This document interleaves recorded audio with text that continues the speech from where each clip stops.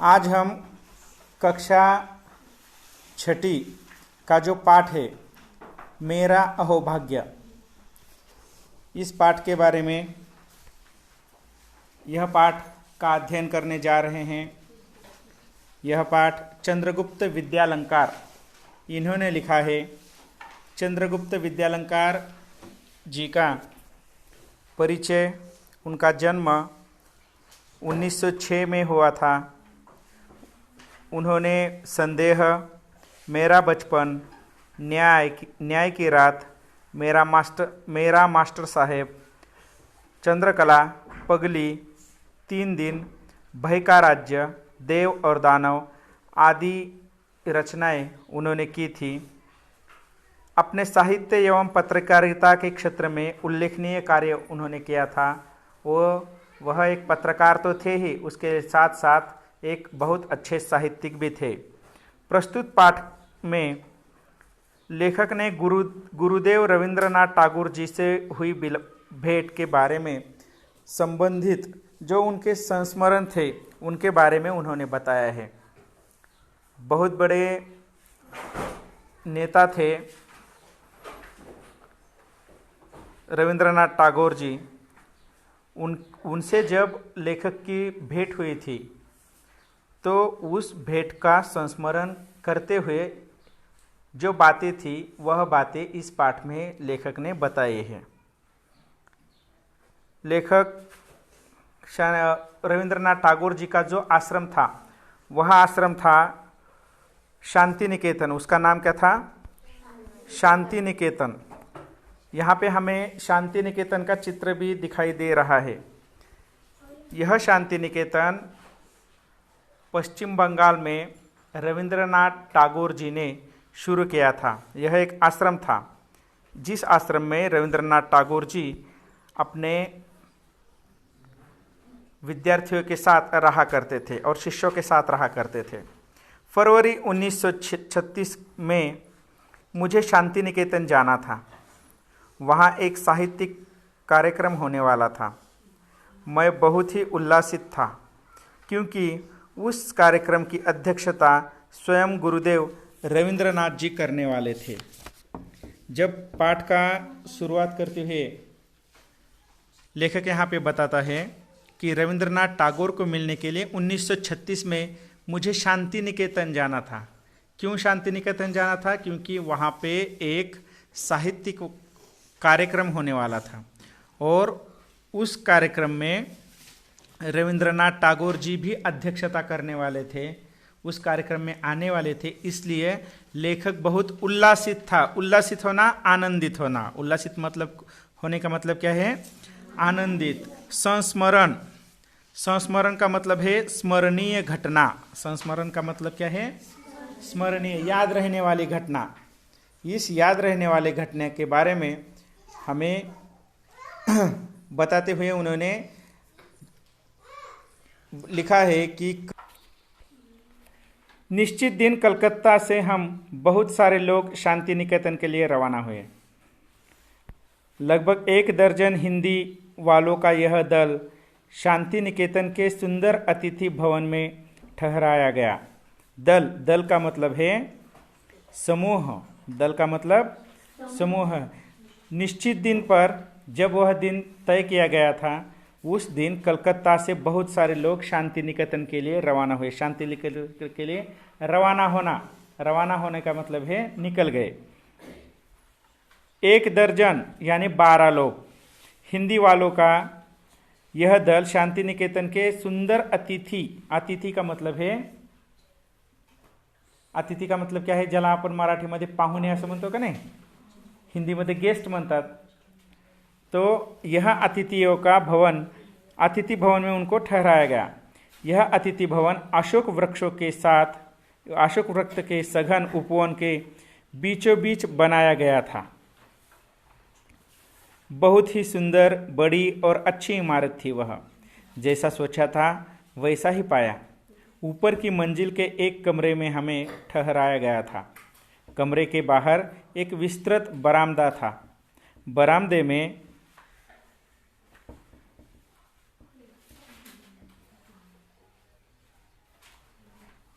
खड़ा होकर अगर बाहर देखा जाए तो सामने ही सघन बकुल वृक्ष दिखाई दे रहे थे। देखिए, सघन, सघन का मतलब है घना। सघन का मतलब क्या है? घना। तो ये बता रहे हैं, अब यह शांति निकेतन के बारे में बोल रहे हैं। शांति निकेतन कैसा था? जब उनको अतिथि भवन में ठहराया गया तो यह अतिथि भवन शांति निकेतन में उद्यान में था। बहुत ही प्रसन्न वातावरण था और वहाँ पे एक मंजिल में के कमरे में उन्हें ठहराया गया था, जिसके सामने बहुत बड़ा बरामदा भी था। और वह बरामदे में जब हम खड़े होकर आगे देखते थे तो वहाँ पे सघन, सघन यानी घनदाट, घना बकुल वृक्ष भी दिखाई दे रहा था। दूसरे दिन प्रातःकाल ही हमें बताया गया कि गुरुदेव का स्वास्थ्य ठीक नहीं है, अतः कार्यक्रम की बैठक में वो नहीं आ पाएंगे। मैं बहुत निराश हो गया था। तथापि हमें जब यह मालूम पड़ा कि उनके डॉक्टर ने यह लोगों को केवल 15 मिनटों का समय दिया है, जिसमें गुरुदेव के दर्शन तथा उनके साथ संक्षिप्त वार्तालाप भी हो सकता है। दूसरे दिन जब उन्हें पता चला, प्रातःकाल, प्रातःकाल का मतलब है सुबह, जब उन्हें पता चला, उन्हें बताया गया कि गुरुदेव, स्वामी रविंद्रनाथ टैगोर जी को गुरुदेव कहा जाता था शांतिवन में, शांति निकेतन में। तो इसलिए उन्हें सब गुरुदेव के नाम से संबोधित किया करते थे। तो उन सब लोगों को यह पता चला कि गुरुदेव आज उनकी तबीयत खराब है, इसलिए वह आज नहीं आने वाले हैं। तो बहुत सारे लोग, लेखक भी बहुत दुखी हो गए। यहाँ पे हमें रविंद्रनाथ टैगोर जी का चित्र भी दिखाई दे रहा है। ये है रविंद्रनाथ टैगोर जी, जिन्हें सब गुरुदेव कहा करते थे, और लेखक इन्हें मिलने के लिए आया था। लेखक इनसे बातचीत करने के लिए आया था, लेकिन वहाँ पे तो उन्हें पता चला कि रविंद्रनाथ टैगोर जो है वह उनकी तबीयत खराब होने के कारण मिल नहीं पा सकते। लेकिन थोड़ी देर बाद उन्हें यह न्यूरोप मिला, बात में पता चली कि केवल 15 मिनट के लिए वह गुरुदेव आप लोगों को मिलने वाले हैं। 15 मिनट के लिए तो सही, लेकिन वह मिलने वाले हैं। यह बात सुनकर लेखक बहुत आनंदित हो गया और उन्हें मिलने के लिए बेसब्री से इंतज़ार करने लगा। मध्याह्न के बाद गुरुदेव की भेंट हुई। करीब 4 बजे होंगे। गुरुदेव की धारणा थी कि कुछ 2-3 आदमी होंगे, पर जब उन्होंने हम 15 जनों को देखा तो 15 जनों को देखने के बाद तो मजाक में उन्होंने कहा,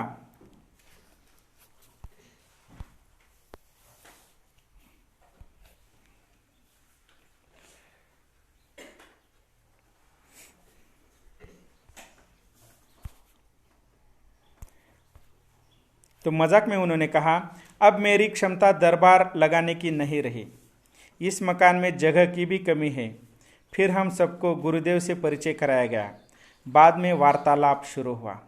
गुरुदेव केवल 15 मिनट के लिए उन्हें मिलने के लिए आए।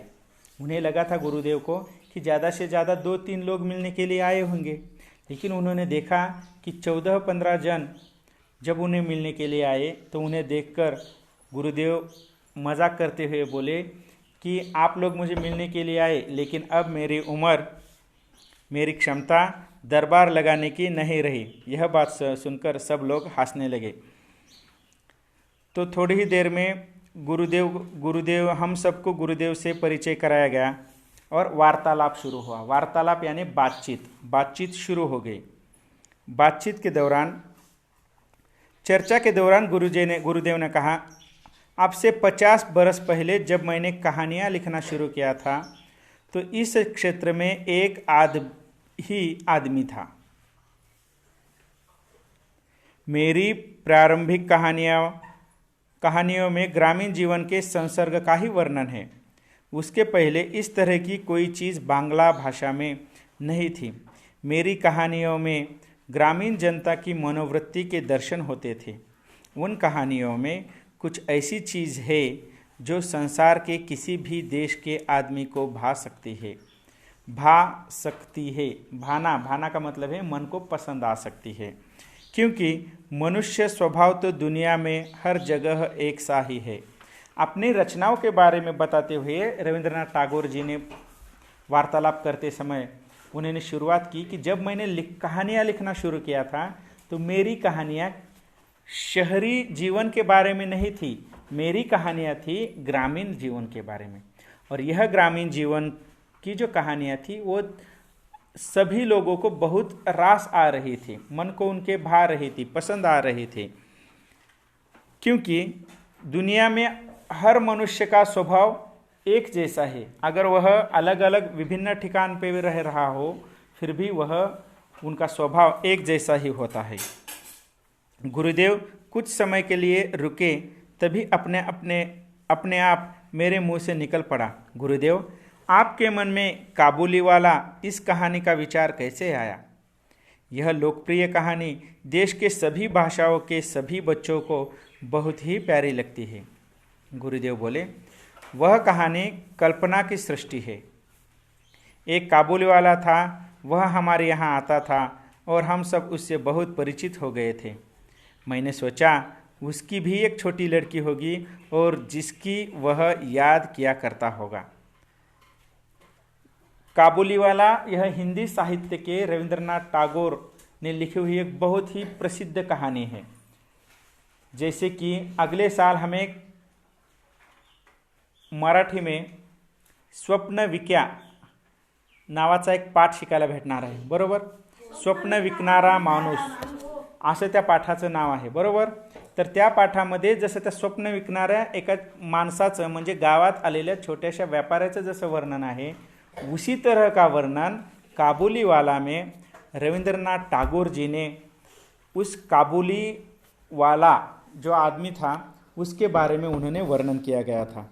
लेखक ने जब इसके बारे में पूछा तो उन्होंने कहा कि यह जो कहानी है वह कल्पना की सृष्टि है, सच्चाई में यह कहानी नहीं है, अपनी कल्पना के माध्यम से मैंने उसे रची है। इसी तरह वार्तालाप होता रहा। हम सब के लिए यह एक मानसिक खाद्य था। आश्चर्य की बात यह कि 15 मिनट के बजाय 40 मिनट हो चुके थे। अब गुरुदेव उठे, चल पड़े। जाते जाते उन्होंने कहा, जब मैं ऐसे किसी वार्तालाप के लिए कम समय देता हूँ तब मेरी वह बात सचमुच ठीक न मानिएगा, क्योंकि मुझे स्वयं लोगों से बातचीत करने में आनंद आता है। गुरुदेव, हम सब ने गुरुदेव को धन्यवाद दिया और विदा ली। विदा लेना मतलब निरोप लेना। मैं अतिथि गृह के मेरे कमरे में वापस आया। गुरुदेव के साथ हुए वार्तालाप से मुझे एक असाधारण उल्लास की अनुभूति हो रही थी, पर जब मुझे पता चला कि जिस कमरे में मुझे ठहराया गया था उसी कमरे में स्वयं गुरुदेव काफ़ी समय तक रह चुके थे, तो मेरी खुशियों का ठिकाना न रहा। खुशियों का ठिकाना न रहना, इसका मतलब है आनंद विभोर हो जाना, बहुत खुश हो जाना, ठिकाना नहीं रहा। ओहो, मुझे तो यह भी बताया गया कि गुरुदेव ने गीतांजलि का अधिकांश भाग इसी कमरे के बरामदे में बैठकर लिखा था। जिस प्रकार काबुली वाला यह कहानी रविंद्रनाथ टैगोर जी की प्रसिद्ध कहानी है, उसी प्रकार से गीतांजलि नामक एक बहुत बड़ा उपन्यास भी है। वह उपन्यास रविंद्रनाथ टैगोर जी का लिखा हुआ है। तो उसी कमरे में गीतांजलि नामक उस वह पुस्तक भी इसी कमरे में लिखा गया था। यह जब बात उन्होंने लेखक ने सुनी तो वह बहुत खुश हो गए। मैं सचमुच भाव विभोर हो गया। क्या यह सच है? मेरा अहोभाग्य था कि मैं उसी कमरे में ठहरा था जिसमें नोबेल पारितोषिक प्राप्त गीतांजलि रची गई थी। प्रस्तुत पाठ में हमें गुरुदेव रविंद्रनाथ टैगोर जी से मिलने के लिए उत्साहित लेखक और उनसे मिलने के बाद जो उनके स्मरणीय घटना थी, उन घटनाओं का वर्णन इस पाठ में किया गया है।